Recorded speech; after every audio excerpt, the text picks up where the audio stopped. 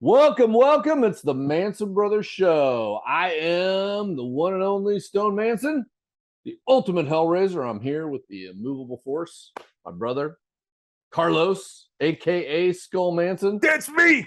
And today, we're going to be talking about one of our favorite flicks of all time. Absolutely. 1976's what? Nemo. What? Nemo. It's the Omen, knucklehead. Oh, We're going to be talking about the Omen. Jeez, What do you get? Hey, when you fault. put together a 60-year-old diplomat, 35-year-old hot British chick, and a precocious young guy? A whole lot of shenanigans. Yeah, lots of bad stuff goes down. So stick around. We got a lot of cool stuff. We're going to talk about music. We're going to talk about movies. Talk about a lot of other stuff probably. Lots of laughs. And if you're not careful, you might just learn a thing or two. You're not we'll going to learn right back. shit.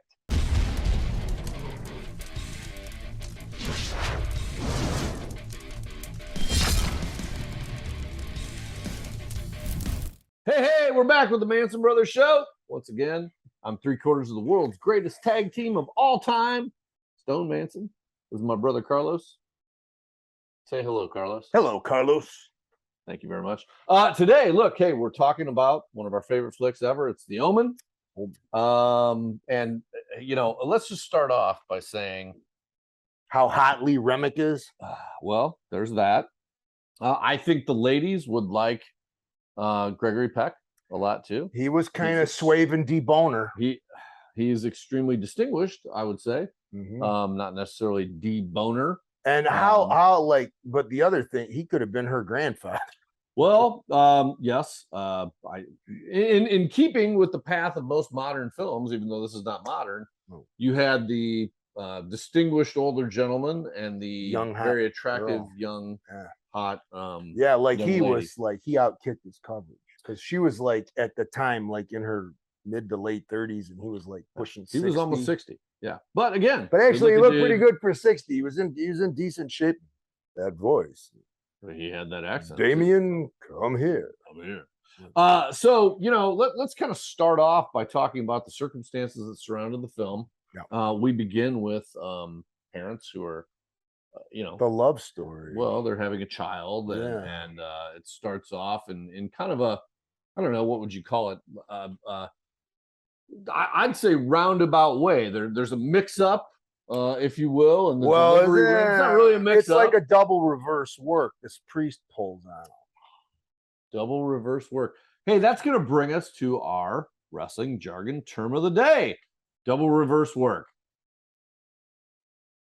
And Carlos, kick us off with tell the people what a double reverse work is. A double reverse work is when you put something forth that is not real, you're putting it off as real, but in reality, it's not real. And then in the end, it turns out to be real.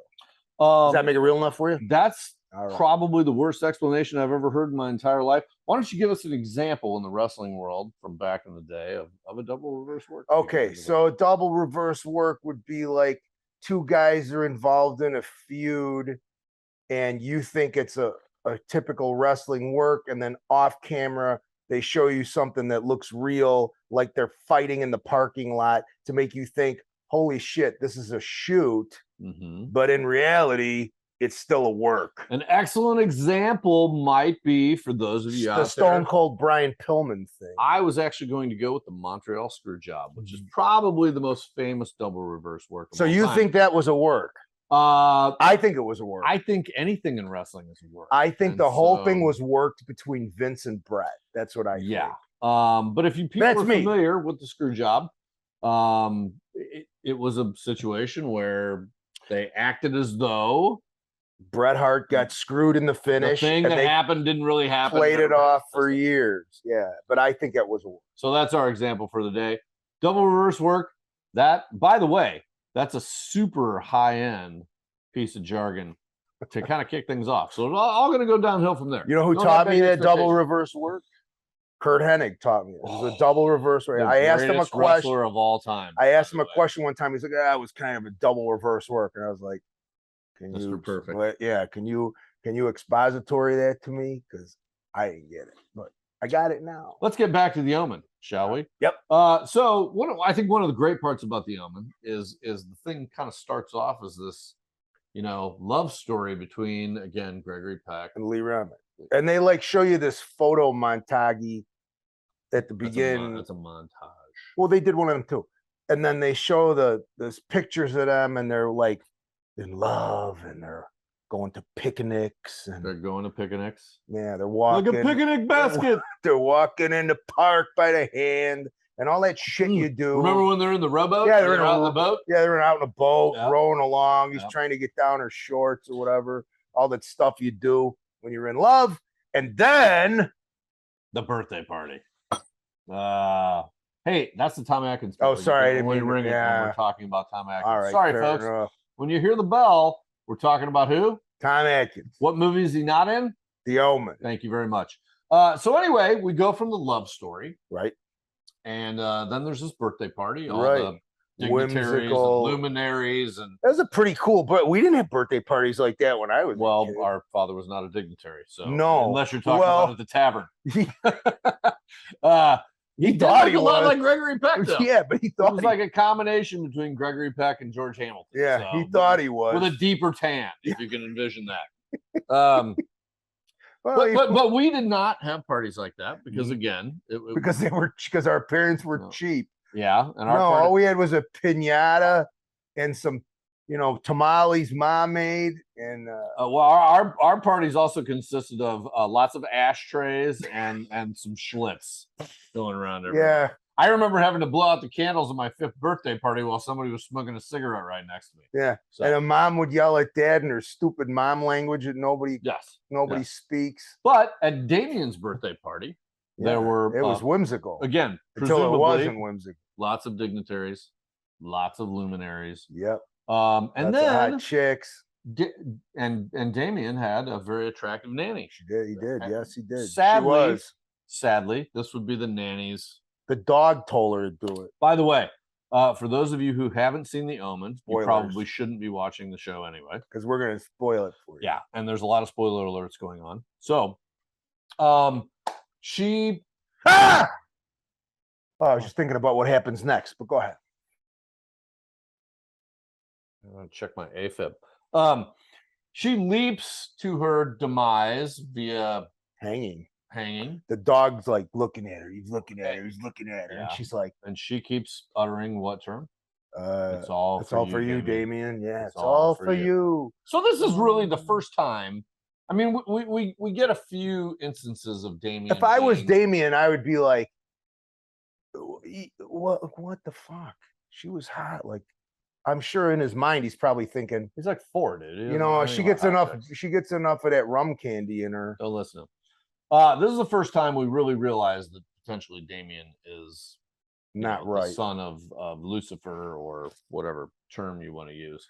Teufel. And then we get introduced to the new nanny, who's far less attractive. Oh, if for I a was, that's reason. what I was gonna get to. I'm like, if I was Damien, I'd be like to the dog, hey, this is bullshit, man. Well, I think the dog and the nanny were They're kind in of a toss-up cahoots. Yeah, they're in from- cahoots. from an attractiveness standpoint.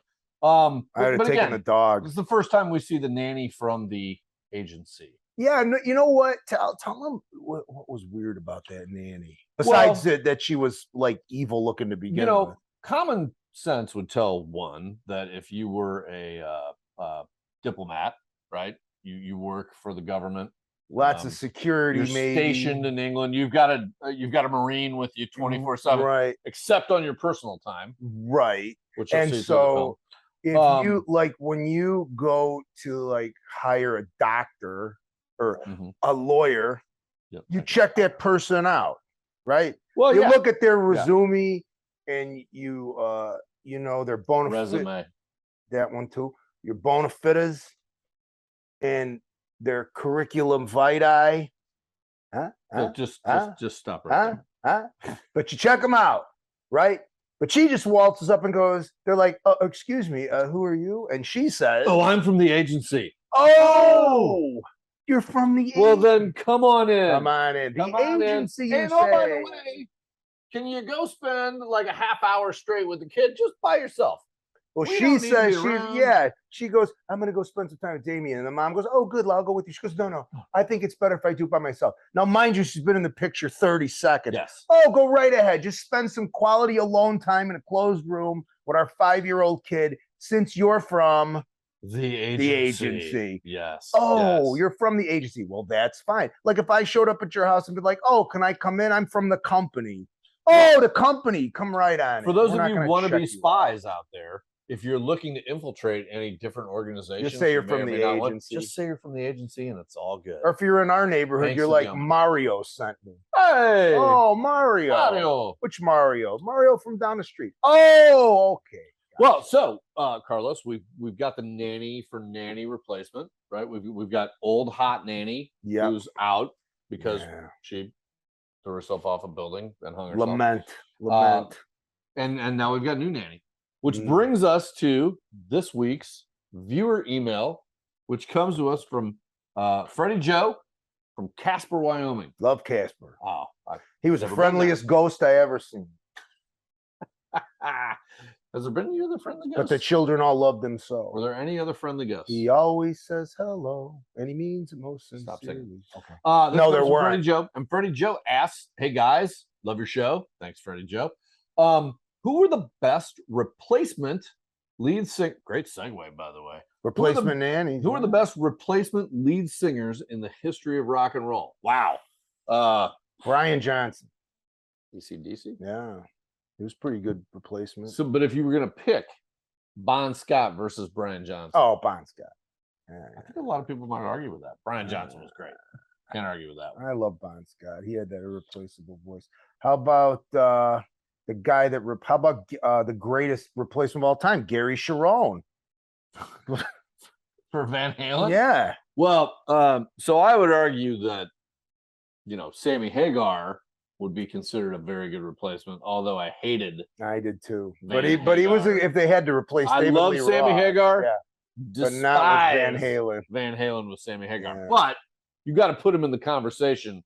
Yeah, because he was a big deal. Greatest replacement for a long time. I'll throw out Ronnie James Dio, Black Sabbath. That might be one of the best ones. That might be number 2. I mean, 2. One of the most iconic voices in all time in rock and roll. Fronted Rainbow, fronted Sabbath, did his own thing. Yep. I mean, what about Paul Rogers, the voice? Paul Rogers is like, he sang for everyone. Like replaced every band in the world. He's like a hired gun. How about David Coverdale? Well, hey, he's replaced Robert Plant, kinda. Plant, Deep Purple, yeah, right. Obviously, David Cover Band. It's called, man. Real cold. I saw him a couple of years ago with Whitesnake. A couple of notes. Again, him and Tommy Aldridge, only 2 Whitesnake members. The other 3 guys were probably not even alive when Whitesnake was popular. Rudy Sarzo wasn't there. No, Rudy Sarzo was not there. Although great, Vivian Campbell, great bass player. We'll talk about Rudy Sarzo on a later. I saw Great White and Whitesnake in 1988 at the Hampton County Coliseum when we were wrestling in Virginia Beach, and you were supposed to go Virginia because Beach. You're in the bottom of the bottle. That's why. Whoops. Sorry about that. That's a story for a different time. We'll tell that one. That was a good show at a later date. But I mean, come on, let's face facts. The greatest replacement singer of all time, Gary Sharon. No, it's not Gary Sharon. Was he extreme? Did I ever tell you about that? I don't know. I don't know if he was lethargic, extreme. Who knows with these guys?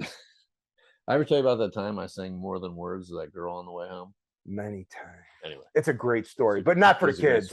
But I mean, honestly, let's just say the greatest replacement singer that ever lived, and most people don't look at him like a replacement singer. Because the band didn't really take off until he got there. Is the one and only, the air raid siren, Bruce Dickinson for Iron Maiden, 100%, who replaced Paul Di'Anno after 2 very successful Iron Maiden albums, both of which are fantastic, right? Yep. And interestingly, yet another segue in today's topic. The greatest Iron Maiden album of all time is? I would argue the greatest album of all time, Number of the Beast by Iron Maiden. I don't know if it's the greatest album of all time, but it's up there. It was penned by Steve Harris. Yep. After having taken a nap after watching what movie? Don't say Nemo. The Omen. The Omen. Steve Harris watched The Omen, took a nap, had some bad dreams, woke up, wrote Number of the Beast. Iconic album. There's not a bad cut on that album. No, I love top to bottom. What's your favorite song off that album? Well, I mean, it's hard to not say Number of the Beast, right? Hard. I like it, but it's not my favorite tune off. My favorite tune off the album is probably "Hallowed Be Thy Name." Well, so I mean, that was the closer for Iron Maiden for so many years. Hallowed Be Thy Name. That's just an awesome song. I mean, you can go with "Children of the Damned" is great. "Run to the Hills." "Run to the Hills," Prisoner. obviously great. "Prisoner." 22 Acacia. Oh, that's awesome one. Classic. I mean, classic. Literally, that's a sequel to "Charlotte the Harlot." It is. Yes, 100%. Love Charlotte. Well, to your point, there is the song "The Prison." Yeah. Which brings us to our Patrick next viewer McGowan. email. Oh, we'll get to that in just a second. Our All next right. viewer email comes from Jenny in I Westlake. got your number. 8675309, right? Comes from Jenny in Westlake Village, California. We love California. We love California. We have always loved California. So everybody watching us in California, we can't wait to come and see you. You're probably going to need for us some plane tickets. Because hitchhiking takes a long time. We'll get a Kickstarter up there going so we can get. It's all automatic now. You push the button, and the bike goes on. You don't need a Kickstarter. No, Kickstarter is like it's a crowdfunding thing. Oh, where people donate money for certain purposes. It's not a. Well, we could do that. It's not a motorbike, mate. Yeah, we wouldn't have the reason to. I use my British accent since we're talking about the Omen. Pip pip, cheerio, old chaps. Like that. By the way, nice hat. Thanks. You get a bowl of soup with that hat? That's a derby.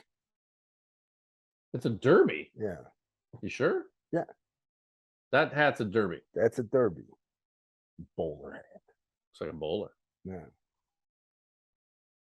By the way, what's your favorite? Hat? No, soup. Oh. Mom's chicken tortilla. Mom did make a good chicken tortilla. I'm more of a clam chowder guy myself, if that counts as a soup. It's a very hearty soup. It is a soup. I don't like it though. You know, anyway, I think they put fish in it. I don't like no, they fish. put clams. It's not fish. It's a crustacean. That's an even bigger reason not to eat it. It's all crusty. Nah. Anyway, bear with us, folks. It's like artichokes. It may choke Artie. It's not choking Charlie.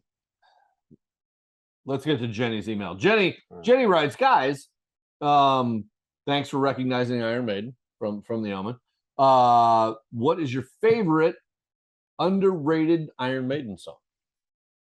Oh, that's a tough one. Man, I don't know if any of them are underrated. I feel like probably Power Slave. Well, I was gonna say I feel like the Power Slave album is the most underrated. You think that's underrated? I do. I think maybe I don't know. Because when people talk about Iron Maiden albums, right? They always talk about Number of the Beast and they talk about Peace of Mind. Those are the two that everybody. Yeah, but if you go to Power Slave, top to bottom, that album. But that was also the album where they had their biggest like live show and shit like that. They were like at their pinnacle. But they were piggybacking off of all of the old. No, Power Slave is an album it's an awesome album. The song Power Slave is vastly underrated. I think Rhyme of the Ancient Mariner, Aces High, 2 Minutes to Midnight, and on and on and on. On and on and on. And the song that I would say would bring me to my most underrated song. They had a song called Back in the Village on that album. Yep. That was based off the sequel to the song The Prisoner. And if you ever watched the BBC program, The Prisoner, which we highly recommend you do because it's one of the greatest TV series of all time. Patrick McGowan. Fantastic. But he's from the village. The village. And then he can never get out of the song The Prisoner is based on the fact that he can't leave the village. You know, I had nightmares about that for years when we saw it when they BBC or PBS played it when we were kids. And I kept thinking, man, like I want to get away from somewhere and you keep waking up in the same spot. Remember that white ball? Oh my God, dude. It was like the time I had to go to reform school because of something you did. Did it have anything to do with the white ball? It did. but in a different kind of white ball. Was it cue ball? No. Not Anyway, quite. doesn't matter. It matters. You just don't want to talk about. So Patrick McGowan plays the character of number 6. Number 6. Number 6. Which we don't know who he is. We really. don't. We know he's a spy. We don't know that. He can't leave the village. We don't know if it's his government or somebody else's government that's keeping him prisoner in the I village. think this goes back to the intricate vocals of Iron Maiden lyrics where, you know, when we were kids, remember mom and dad picketing against Iron Maiden because it was, you know, we had to hide the records. Our mom and dad did, but we did have to hide the records because it was the satanic panic of the early 80s. Right, but the reality of it was they were writing very intricate, based on mythology lyrics and shit on like that. Any number of things, but they picked this show that is very intellectual. I think so. Even though you watch it. I don't know. Yeah. Came on right after cartoons. That's why you watched it. I loved it. Love this show. But the point was, to was, this day, I still watch it. They wrote about that type of topic in their music. And just, you know, they were not. They only wanted to burn their fucking out just because of the number of the beast and the devil on the cover. They didn't look past that to know really what it was about. Yeah. So it was the same thing with all those. I mean, there were some legit satanic bands out there at the time. Of course. Merciful Fate and shit like that. Iron Maiden, not one of them. No. But so let's backtrack it towards the film that we've been talking about, The Omen. Yeah. Which obviously was so inspirational to Steve Harris that he wrote literally one of the greatest albums in the history of mankind. At least in the history of heavy metal. About this movie. Yeah. And then at the end of the film, again, spoiler alert if you haven't seen it. Wait a minute, can we talk about the monkeys? At the zoo? Yeah. Yeah, of course. Not here, not at Lincoln Park. Don't tell anybody where here is. We're not at the zoo. But no, so there's a scene in some ways we are very much at the zoo. The mom decides she's gonna take the kid. I guess you could never do this now, but I guess it was like a safari, like in England. Yeah, so in England they have this. I guess it's a zoo. They have one in San Diego. Oh, do they? Were you going? Okay, so he won't let me go there because I get scared. But anyway, I get scared. But anyway, so she's taking him on the safari, and all of a sudden, these what do you call these red ass baboons start going like they're not scary enough, right? With their big red ass in their face. Well, and the giraffes get pissed off too, and they all run away. So to me, that's the giveaway because you never really see a pissed off giraffe. Wait a minute, let me ask you a question. All right. How hard do you think it was for the wranglers? How many shots do you think it took them to get that scene where the giraffes look at the kid and they all run away at the same time? So what do you think they did? Fire a gun or something? I thought they probably just lit off some black cats. I think they probably fired a gun and they cut the sound out. But anyway, it's cool how they do that if you think about it. But anyway, so the monkeys start going ape shit, pardon the pun. Yep. And they attack the car and they're scaring the kid and she's holding the kid and the monkeys are like, trying to get him. Do that again. It was that was really good. It was pretty scary, man. It was pretty scary. That was a scary moment. That's again in the. It would scare me because those things can kill your ass, man. The red ass baboons. The red ass baboons can kill your ass and the rest of you. Would you be that scared of a giraffe? No, I wouldn't either. No, they got a big neck. Choke them out. But a baboon. You could do that. Yeah, no. Baboon. I'm not messing with a baboon. No, big red ass. No doubt about that. That goes back to the line, never trust a red ass and a smile. Was that by Belle Biv DeVoe? Anyway. I never heard that before. Oh, no, that was never trust a big butt and a smile. I never heard that one either, but you're more educated on that. Words to live by from Belle Biv DeVoe right there. So I bodyguarded for Belle Biv DeVoe once. Did you really? I did. Did they trust big butts and a smile? I'm not sure. Did they live by their own credo? I don't know, but they're pretty nice guys. They tip well. Anyway. Oh. You get security guard tips?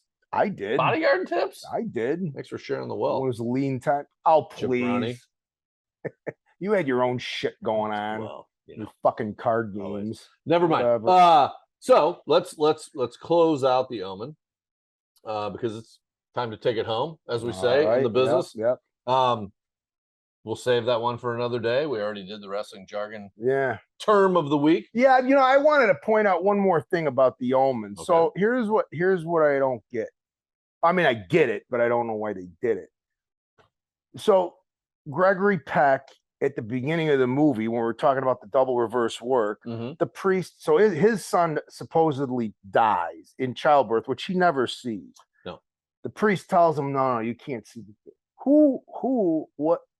What father would just believe that? Then he goes, oh yeah, and we're gonna give you this other baby. This woman had a baby and she died in childbirth. We're just gonna give you this kid. And nobody will know the difference. Listen, any of you guys out there who are either married or have girlfriends, you know this to be a fact. PSA. You're not putting nothing over on your girlfriend or your wife. They're going to fucking know. They just are. They're going to figure it out. But she doesn't figure it out until years later, 7, 8 years later, when she figures out this isn't my child. Right? I think words to live by are, if you're... Or you'd be drunk and you'd be like, yeah, the time I switched the babies after our baby died. And she'd be like, wait, what? About that? You know? What? Wait a minute. You mean I didn't mention that to you? I didn't. We didn't discuss it? No.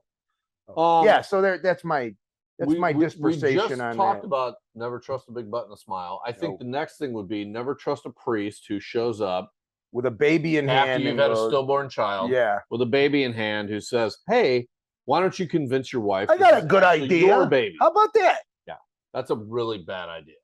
I mean, if you had a little money to the equation, maybe everybody says happy wife, happy life. Yeah. Clearly, are they ever happy? Clearly, this did not create a happy wife. No, obviously. No, and then she dies too. Mrs. What's her nuts, the maid, the nanny, wife pushes her out of the window. They can't figure that shit out either, right? But she gets hurt. Don't hire a nanny from the agency. It's time to take it home, Carlos. Tell us what's up about Manson Brothers website. All right, MansonBrothers.com. You can get some cool Manson Brothers merch, like this cool shirt that has a funny saying on the back, pictures and shit that me and my brother will sign for you. We got these cool die-cast cars that actually ran in a race, not that one. Blu-rays and DVDs, and we'll sign them too. Forget about the hats. And the hats. MansonBrothers.com. Drop us a line. Drop us a line. Hit us with the email so we can ask questions throughout the next show. We're at TikTok, The Stone Manson, Real Skull Manson. Don't forget about day drinking with Stone Manson, because I'm day drinking right now. That never ends. Until next time, check us out, MansonBrothers.com. And oh, by the way, we saved the world. Check out the movie, The Manson Brothers Midnight Zombie Massacre. And you can see us at any time on the Arrow in the Head YouTube channel. Until next time, I'm Stone Manson. I'm Skull Manson. See you later, shitty pants. See you next week.